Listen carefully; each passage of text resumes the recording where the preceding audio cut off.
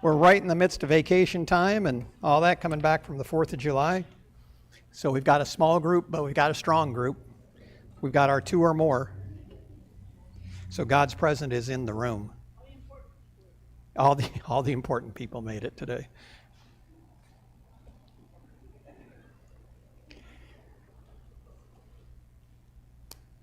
For what we're doing today, if you remember, it's been a bit, so this is kind of, last week we had our discussion on faith after the setup. And before that, we were out doing our discussion group at the apartment complex. And then before that, we were in our normal, like Roger said, it's nice to be back to a regular service. The change is so neat, and the change up where we get to discuss what is on our hearts.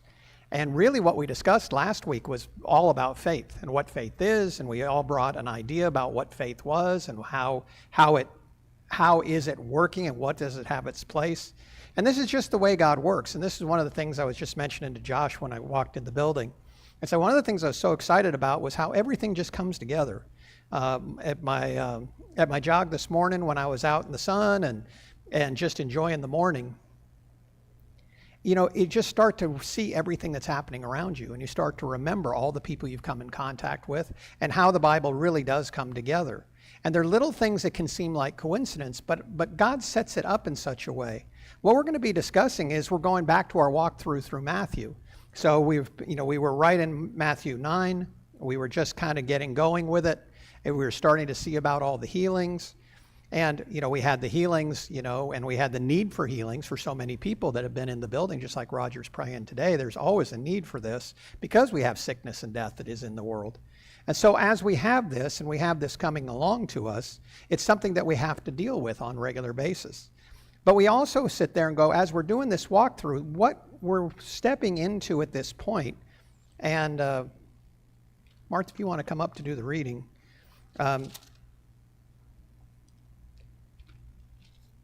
We were discussing faith and how it worked with us. This very next section, and we step into this place, is examples of how faith is put into action. So we were discussing it, we went back and we all studied on it, and we started to learn more about faith and about our faith, and we started to walk throughout the rest of the week, just as God, where we broke off last time, is now setting us up for this in chapter 9, which is right about in the midpoint. And this is kind of setting us up where we're going to see real examples of real faith. And we can start to put a face to this. And it's a real interesting thing when you study about how the Jews and how rabbis taught. And when you read, and we have a lot of their readings, where we have a lot of their teachings, they were written down. And so there are ones throughout time. There's things in the Talmud where they're talking about all the different rabbis' teachings, which is one of the books that the Jews keep. That we have the Tanakh, our Bible, and they had and then they have this other teaching that is all the sayings and what different rabbis over time taught about. And it gives us another whole long lineage of what was going on and how they taught. And how they taught was very much just like what Jesus is doing here, what he's setting up. They give very concrete examples. God wants us not to have to understand and try to wonder about it all on our own, but he wants to give us examples and teachings as he's teaching us along the way. And that's a big section of what Jesus was doing in here. Jesus was coming along, and he would do all these healings, and he would raise the dead, and we're going to go into those today. And then he would have a teaching that went along with it. And so you're getting these you've got here where he's giving us the teaching, and then he gives us the example. And you see him walk his faith, and you see him walk through the world and touch people and how it comes into play.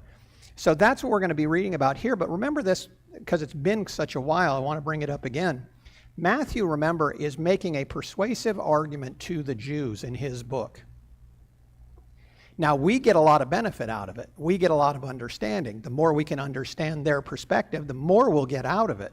We can get quite a bit out of it on a surface level, and that's how we're going to approach this. We're going to read this whole section through with these several different healings and raisings of the dead in this one little section. Matthew packs them right in here together. If you go to other books in the Bible, parallel books, parallel stories, like this same story, many of these stories are told in Mark and Luke and John. If you go to those others to read this, you're going to get other information on this story. Matthew's getting across not just a little knowledge that he knows and trying to document history, but he's trying to get across something that would be persuasive to the Jews that he's touching, and that he would understand and they would understand exactly what is important. It's basically you've got the miracle, but that miracle has a teaching that's within it. And you also have miracles on top of miracles, and there's a teaching within the fact that there's 3 stories that run unified and teach a different aspect of it. So we get quite a bit of that in a very small period. In this little tiny section, we could go over it verse by verse, spend probably a week to 2 weeks on each one of the verses, just in this section we're going to read, because there's in-depth information in each one of these verses. It gives us so this is what's so exciting about when you start to understand the Bible and you start coming to our other teaching, because what this is also, for those of us who went through the Isaiah study, Jesus is quoting heavily through Isaiah here. These stories are being told. Matthew is bringing up their references, and why he's picking the words he is very much to make to those people a persuasive argument saying Jesus knew he was the Messiah. And he was teaching in such a way that he was proving it just in what he said in terms of the words and the additional meaning that they would have as they understand it. Remember, I encouraged anybody that wants. Luke is a great one because it's really written to the Gentiles. It's really written to the West, and it established a lot of Western policy and even how America sees itself. This one is a little more complicated, but it gives a whole nother way of looking at things, an Eastern way of looking at things. We have our Western way, and Luke will help you understand that, and it's a great place to start. This is one of those things that the more you understand and the more you study. He also is studying in here and bringing up in this little section right here a bunch from Ezekiel also, which is the other thing we're doing on Tuesday night. And so just to bring it up and to encourage anybody, if you want to come, it's going to be a very challenging one. It's a very challenging book.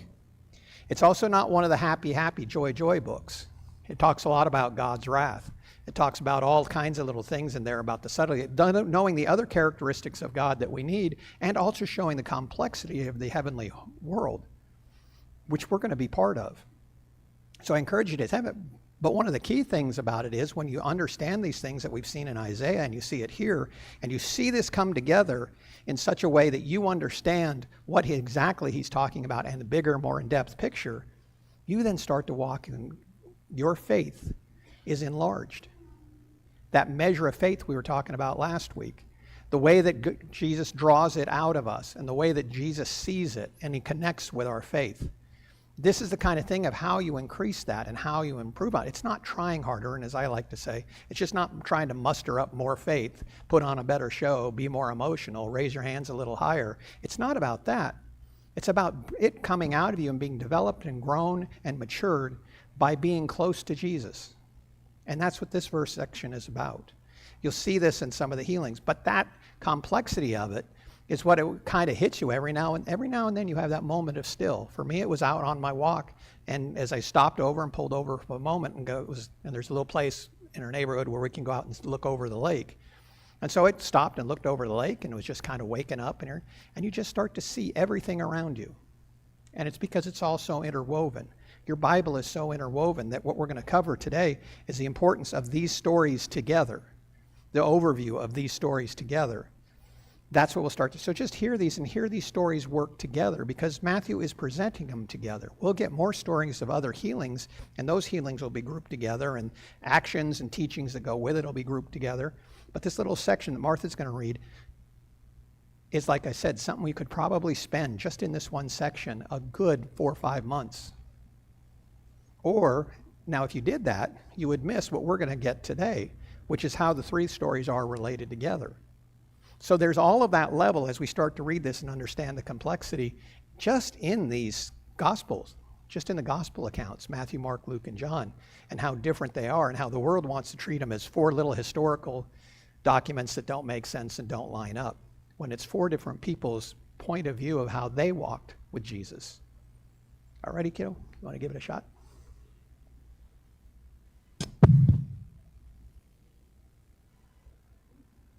Okay, reading from Matthew 9, starting in 18.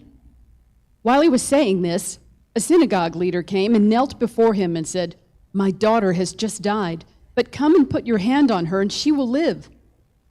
Jesus got up and went with him, and so did his disciples. Just then, a woman who had been subject to bleeding for 12 years came up behind him and touched the edge of his cloak. She said to herself, "If I only touch his cloak, I will be healed." Jesus turned and saw her. "Take heart, daughter," he said. "Your faith has healed you." And the woman was healed at that moment. When Jesus entered the synagogue leader's house and saw the noisy crowd and people playing pipes, he said, "Go away. The girl is not dead, but asleep." But they laughed at him. After the crowd had been put outside, he went in and took the girl by the hand, and she got up. News of this spread through all that region. As Jesus went on from there, 2 blind men followed him, calling out, "Have mercy on us, Son of David." When he had gone indoors, the blind men came to him, and he asked them, "Do you believe that I am able to do this?" "Yes, Lord," they replied. Then he touched their eyes and said, "According to your faith, let it be done to you." And their sight was restored.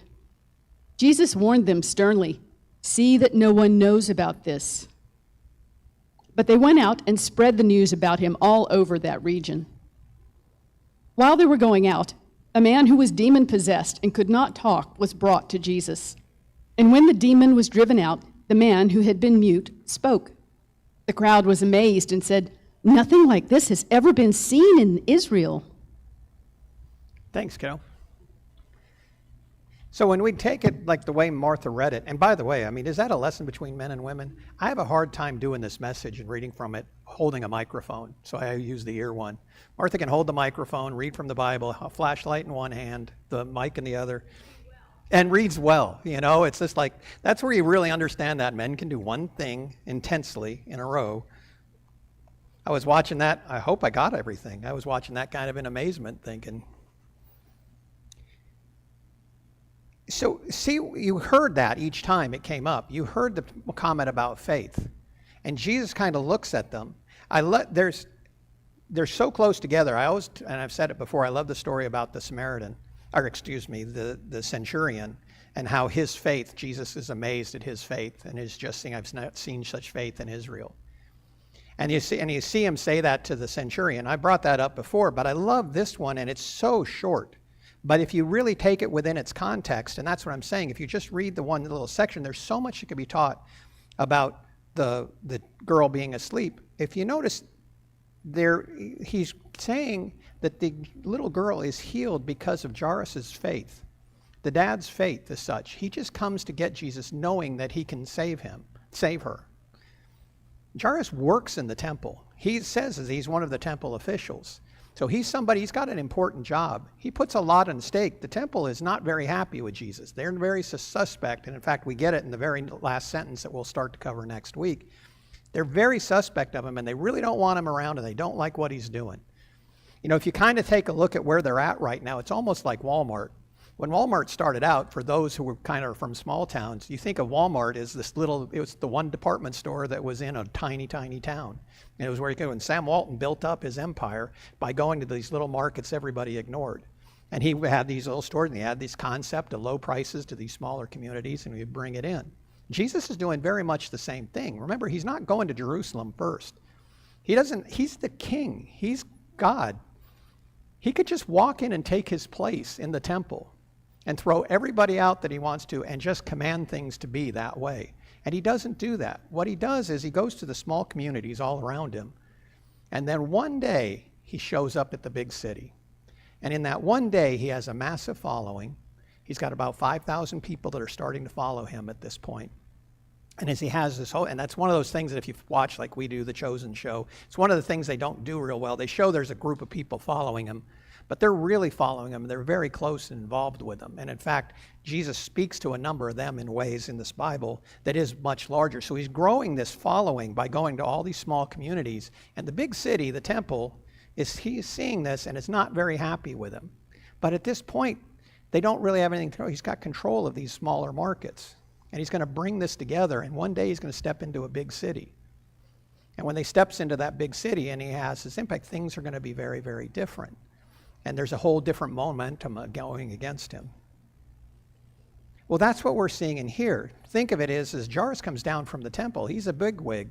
And as he comes in, he's risking everything because his daughter's dying. And in his case, it says that she was dead. And he goes to find Jesus because he knows Jesus can heal her.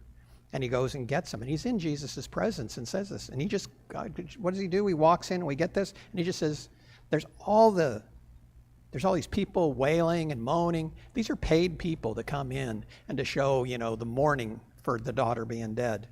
And when she comes on in, Jesus just kind of tells them all go away. He can sense the disgust in his voice, and he sends them away. And then she's healed. He just tells her to get up, and she's just asleep. This is how Jesus sees death. We see death as something that's totally different than what Jesus sees as death. Jesus looks at it and says, they're asleep. Let me wake them up.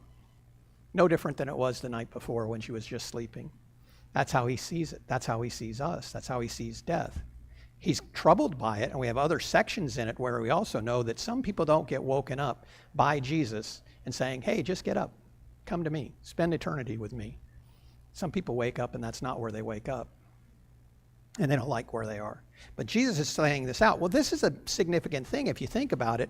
I brought up that stupid little Walmart example just because thinking about it, we could look back in history and remember that one big city. I was there when it happened. I had a chance to meet Sam Walton, and he was moving to Tulsa, where I was living at the time. And he says, yeah, I'm kind of making it into the big cities now. And it was a polite thing. It was a friend of a friend, and they just thought I should meet him. And at the time, I didn't really know who he was. I had no idea. And I knew Walmart from one little town that I'd seen one in before. And she goes, this man's going to be a big deal someday. And she had known him as childhood friend. But that's how close you can be to something like that. And you don't recognize it. And that's what all those people wailing away aren't recognizing. But this is kind of a big deal story if you think about it, because it's first really big major contact with the temple. And you're seeing he's healing his daughter, and she just walks up, and he makes reference to falling asleep. But what I like so much, and to hop back to it, is the woman's bleeding story is so tiny within that. And I think that is one thing they do well in The Chosens, if you watch their shows. Her little story comes in very all of a sudden. Jesus is heading down to the temple. There's that mass of people following him. She's having a hard time getting to where he's huge uproar about Jesus being there and where he's going and what he's doing. And then the lady just comes along, and she reaches out and just knows if she can just touch the hem of his garment, she'll be healed. It says she dealt with this for 12 years. And this is a long, ongoing thing. I saw Kenny. I think I mentioned it last week, and he was doing poorly in terms of he's having a long, ongoing problem. And it's been going on for so long. You see the desperation. You see the depression. You see just the tiredness of dealing with this. Hers takes that. If we can all put that into our mind and have that idea about this is what it's been like. Kenny's been going on with this for probably 10 years plus in that same time frame. And you see what it's like for somebody to put up with this for a long period of time. She's been putting up with it, but it's a whole step higher in level than even what Kenny's dealing with. In that, in her case, and this is where Jesus is just so unique, in her case, she has been considered unclean. She can't go and participate in normal society. She can't go to the synagogue. She can't go to the temple. She is considered unclean. We have all the laws in the Old Testament, of which they're making references to in here, about her being considered unclean, and so she couldn't even come like Charles was able to come and said how helpful it was to come to church when he was going through his long-term rehabilitation, and to get a little bit of energy and a little bit of acceptance. In her case, not only does she not get that, she is not going to get it, and she is shunned from it. For 12 years, she's isolated, much like Kenny's isolated his house because of his inability to get out. She's isolated from absolutely everything. And she's unclean. Nobody can go to the temple because when they're unclean. To touch her is to make you unclean, and there's rituals you have to go through to be able to be considered clean enough to come to church in that time. But Jesus touches her. Do we get that? She has this tremendous faith. He doesn't even know she's there. He's being manhandled by the crowd. He's being bounced around. I mean, if you've ever been in like the rodeo at the end of it when it's time to go and everybody's trying to get on the buses, and you're just getting bounced around by everybody, and everybody's a mass of humanity. That's what Jesus is going through. And he stops and he feels power go away from him. She has reached out, just knows if she can just do that. She is not putting any magical value in that robe, but she has the faith that if she can just come and touch him, that's been put in her. And she does everything she can to work that faith. And when she works that faith and touches it, and realize too, probably, and this is where I was saying you could start to do really in-depth studies and spend on this little story at least a couple of weeks. Because what she probably really touched was, at the lowest point, what's hanging down from the hem of his garment is he has 4 tassels.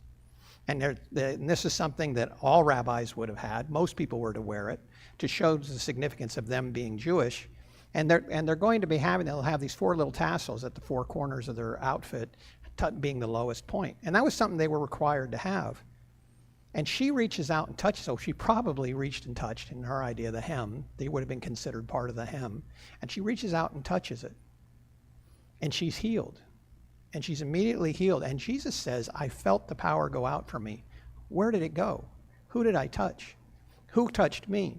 And he's asking for this in such a way that she's really vulnerable. Remember, he is holy. She is not to be around. But also, Jesus doesn't condemn her for it. Technically, according to the law, and this is where he's the fulfillment of the law, he is now unclean. He can't go to the temple for a period of time. He has rituals that he's supposed to be doing that anybody else would have to do. And it's one of those things that we've studied earlier, back when we were going through Romans. One of the things that we studied at that point is one of the significance of Jesus coming is that when she touches him, she becomes clean. When anybody else touched her, they become unclean. When we reach out and touch Jesus, when we have those days where we really let him down, when we really act poorly, when we do things we're not supposed to do, and we behave in a way we shouldn't behave, and we're embarrassed by the whole thing, when we reach out and touch Jesus, when we were touching, that's happening, and that happens at work.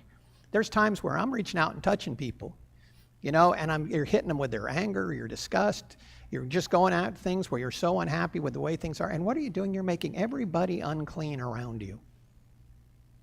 Because that mood, men that come home from work, and I can only say it from my end, and this is perfectly legit for women to hear, but I know from the men throughout the Bible are constantly chastised. Don't come home and make it hard on your family. What effectively are you doing when you come home and you make it hard on your family? And you're making them unclean. You're making your household unclean. But if you're reaching out and touching Jesus, he is making you clean. And when you're clean and you come home, when you start touching your kids, your wife, and you start holding her, you make her clean. This is something that's inside us and in our spirit. And this is one of those things that we can look at and have very tangible and say, today am I coming home clean from work for my family? Am I walking in the door clean? Or am I carrying other worries and anxieties? Am I worried about money? Am I worried about people? Do I feel like I've been insulted or crossed? None of that matters. Because you can't let that unclean thing, when you touch that unclean thing, you become unclean. But if you will reach out and touch Jesus, and if you allow the Holy Spirit to dwell and work with you, he will make you clean. And that's what they're saying here in this story. And it's such a great line, and if you've ever had this happen to you, it's life-changing. But when it said it here, let me see if I can find it. The woman had been subject to bleeding for 12 years, came up behind him, and touched the edge of his cloak. She said to herself, if only I can touch his cloak, I will be healed. Jesus turned and saw her. And this is Jesus speaking. This is God speaking. He's not angry about this filth. He's not angry about this. He looks at her and take heart, daughter. Your faith has healed you. And the woman was healed, and at that moment. And then Jesus entered the synagogue leader's house and saw the noisy crowd of people. So he just hops right into it. Jesus looks at her, It says, take heart, daughter, with all this chaos going around. And this is what can be going around you. All the chaos can go around you, but if you just stop to reach out just to Jesus for a little bit, he turns and says, take heart, daughter. Your faith has healed you. In your storms and in what's going on in your life, in the people that are going through heart surgery and are in the healing process of it, take heart, reach out to Jesus.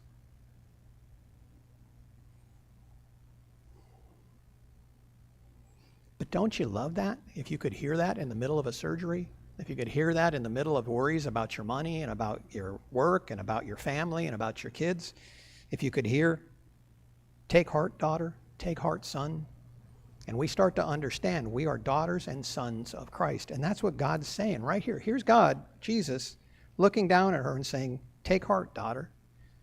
That's his daughter for all of life. To all you ladies, this is your dad. If this was a man, it would have been, take heart, son. This is your dad. And your faith, your willingness to walk towards them has healed you. So as you have these problems that you're going to deal with in this coming week, just reach out. And here he is. Your faith has healed you. Your faith, as you start to walk throughout your day, if you can listen to it, if you can listen to the Spirit and take its guiding, that's going to carry you through the rest of the week. And that's part of why you come here, is to hear a little message on that. Well, within this, there are 3 sections in here, from, like I said, 2 from Isaiah and 1 from Ezekiel that we also study throughout the middle of the week. There's going to be things that you guys are going to come across that Hebrews, in that Hebrew study that you're doing on Sunday morning, where there's direct references. Hebrews is loaded with it, where it's making direct references out of the Old Testament. This is the complexity of this book, and the fact that it can teach a little kid stories that draw them in, that it can explain things in an overall concept about faith, while at the exact same time describing details in here that need to be fleshed out over a lifetime as you do other studies and other books. It's a living library that draws you in.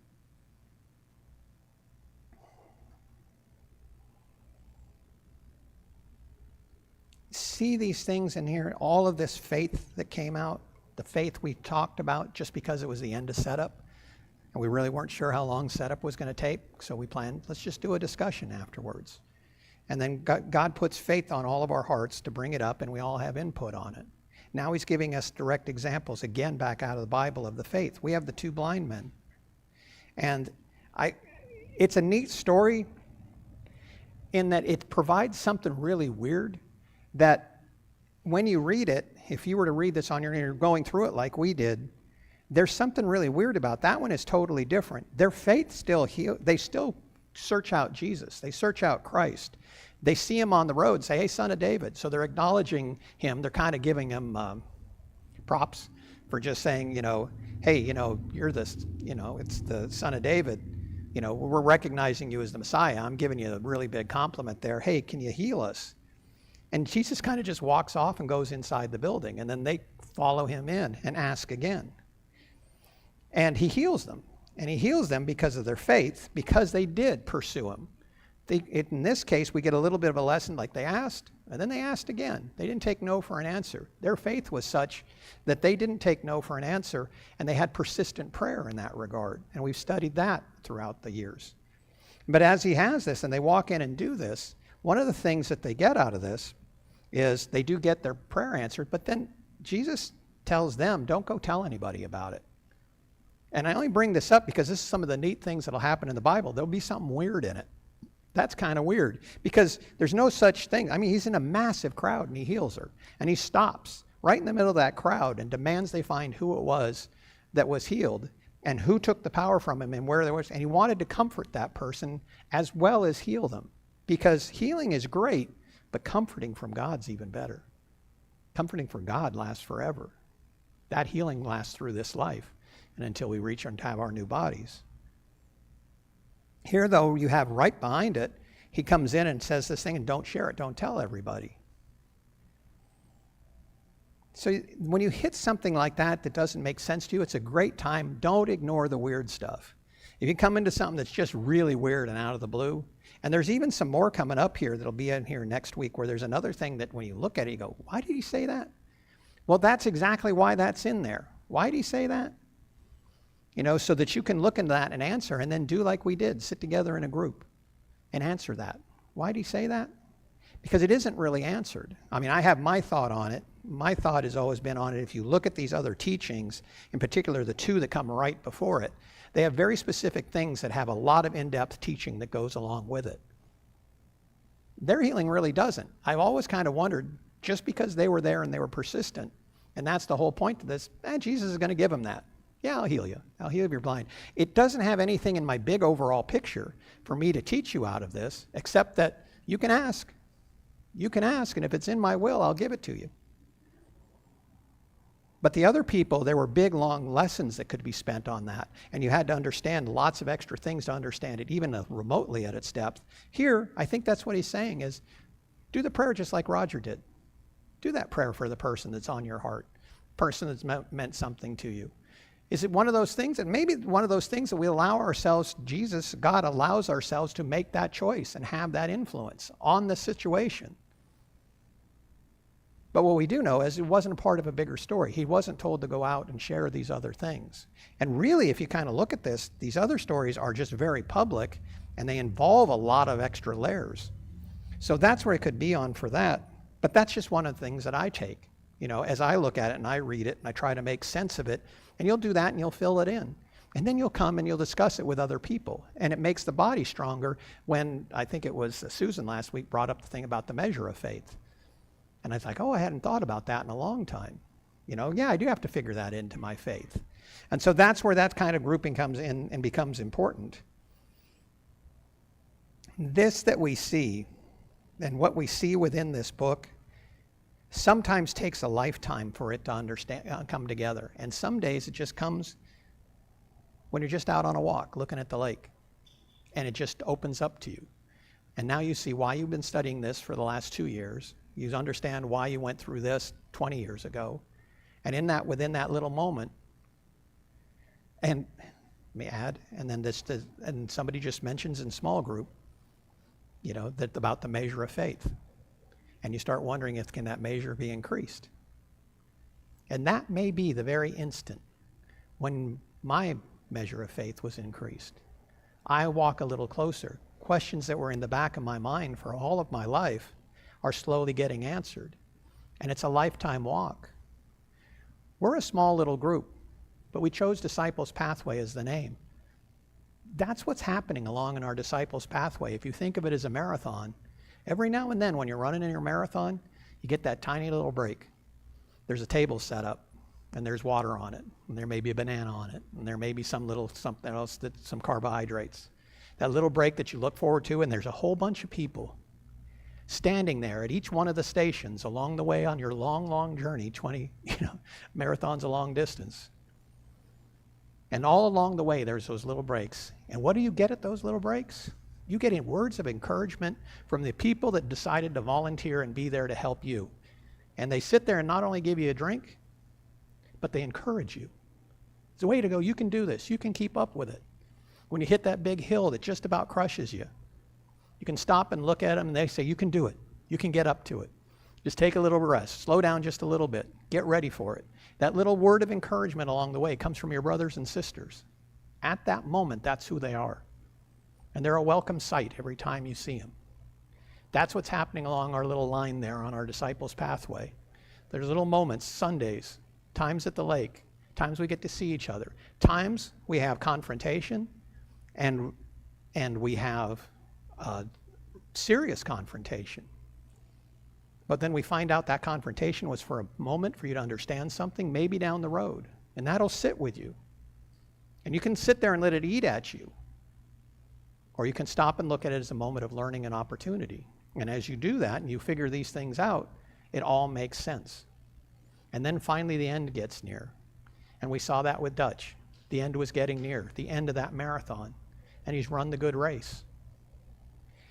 That's what we can get out of these stories by reading this story this way. We can get something totally different, like the clean and unclean. If we spend time in our word and within our groups learning, and when something shows up, that whole idea of clean and unclean never made sense to me. Didn't really understand it until I realized that the one reason what you're shooting for and why it's even there, I couldn't imagine why God has that in there, this sense of unclean. But there you are at the end of the race, at the end of the marathon. And it's Jesus standing there. And he doesn't encourage you. He makes you clean. You get to the end of the race and he has a towel for you. He wipes you down. He pats you on the back, says, well done, good and faithful servant. That's what's waiting at the end of the race. We've seen examples of it from the people, like I said, that have come through here. But that's what these stories tell us when we look at these stories together as a three. They give us this idea that faith, like we were talking about last week, is what's important. And it's what's going to get us through. And it's going to get us through that marathon to see Jesus standing at the end of the line. So thank you for faith, God. Thank you for mercy. Thank you for grace. We sang about it. We sang about amazing grace. Unfailing love. You showed us people. You brought out the Old Testament. You told us when to start studying the Old Testament, Ezekiel, Isaiah, to be ready for when you're going to show us things here in Matthew. Just as Matthew was doing to the people that he was working with and trying to explain to them, you will see the fulfillment of everything we lived for 2,000 years. Thank you for making it so interesting. Please help all of my brothers and sisters here, and myself included, to know you better, to understand who you are. Please, God, help us all to know your name and be able to call on it, even when we don't feel like it, and especially then when the cop-outs of the world, TV, cell phones, staring and scrolling through things, can be so easy just to go to and make our problems seem as if they're not there because we just don't see them for that second. But when we see you, we understand the jigsaw puzzle that you put out before us and how that's going to be so important for that little piece at one point. It's going to be the one piece we need. So thank you for that, and how you show us and walk with us and take us into your care. We just give thanks for this, and we pray for all the people who are out and on vacation, that they're safe, they come back home to be with us and understand you better from what they've learned and along the way. Thank you so much for all you do for us, each and every one of us. I just want to pray for all the families that are here today, that they have the peace that they need, the strength that they need to walk through this coming week, and to come back to us and report on it and give us the joy and the happy things that you've shown us this week and how you helped us learn about things like prosperity and disappointment and how it's led us closer to you, because that's where the real joy comes from. Then we get to hear, just like the woman, we get to hear the comforting words of Jesus calling out our name. Thank you so much for what you do and who you are and how you deal with us. In the name of Jesus we pray. Amen. Amen. And when you repeat the amens, that means we really, really mean it. So we really, really meant it there. Thank you, everybody. We'll see you all next week. Like I said, we do have Tuesday coming up. And, well, I guess we have every day of the week coming up. But we have the Tuesday night session coming up. And